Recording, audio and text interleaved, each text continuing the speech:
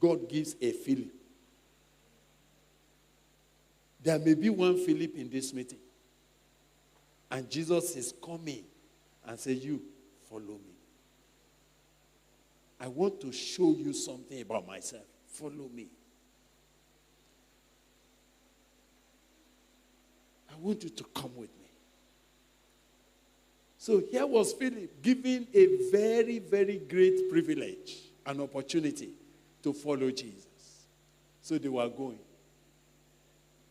But, there's a problem with Philip, which I don't want to happen to you. That's why I'm doing all of this tonight, before we pray.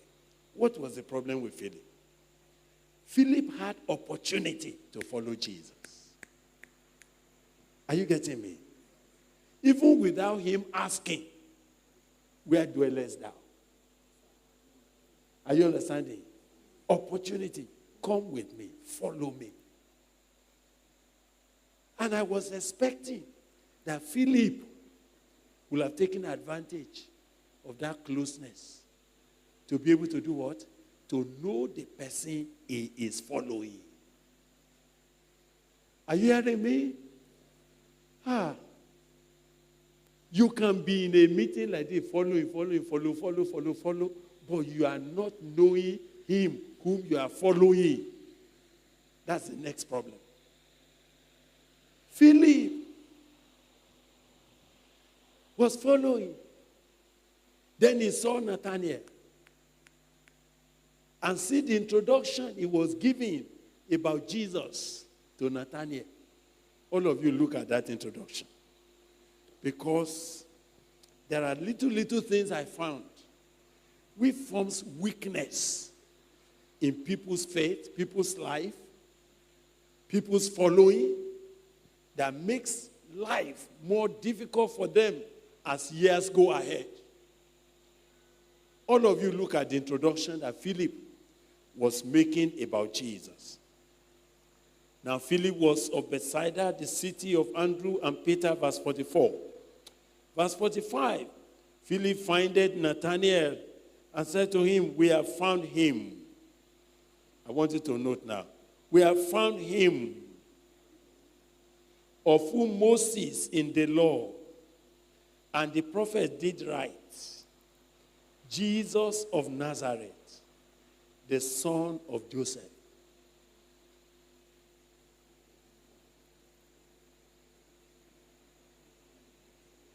Is that Jesus? Is that the introduction?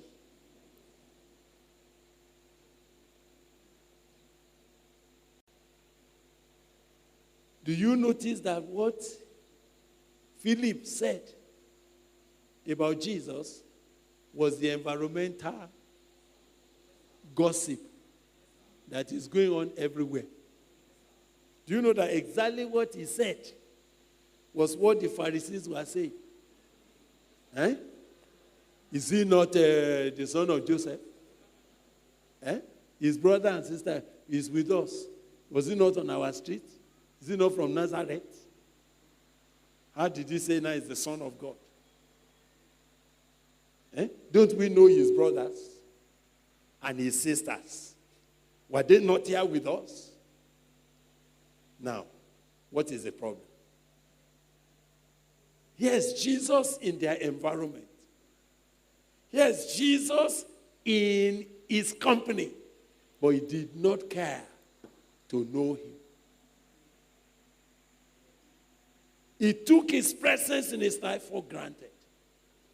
So how did I know that Philip missed it right from that beginning? And you must not miss it. When Jesus was finally going, that valedictory night, final night, when Jesus Christ was going, by tomorrow he will go to the cross. So he gathered his disciples, said, let not your heart be troubled. You remember? Chapter 14 of John. I'm going to prepare a place for you. And where I am, you will be there also. Thomas quickly raised his hand. Sir? Excuse me. We don't know the way. Where are you going? Me, I don't know the way. Look at Thomas. Had been with Jesus for these years. He didn't know him. But I think Thomas was not a surprise to Jesus. Because Thomas has always been Thomas. Thomas has never pretended. I love Thomas. Are you hearing me? Thomas, when Jesus said they are going to raise Lazarus, Lazarus is dead. Let's go and die with him. Me, I know we are going to die with him. That's Thomas. Jesus rose from the dead, Abi? And everybody said, we saw Jesus. We saw Jesus. But he was not there when Jesus appeared. Abi? Was it sufficient for Thomas? What did Thomas say? Unless I see him by myself. Unless I touch him. I must put my hand in that place where the nail pierced him. I want to see. If I do, I will not believe. I know that many of you don't like Thomas. Some of you have not believed, but you don't want us to know that you have doubts. Some of you, there are questions in your heart about Jesus, but you don't want anybody to know that you are still not sure. Thomas said, look, me, if I don't touch him, I must put my hand to see where the on his head, I have to touch it. Look at this man, he was not afraid. He wanted to touch Jesus before he can believe. And you will have thought that that kind of person, Jesus has no space for him.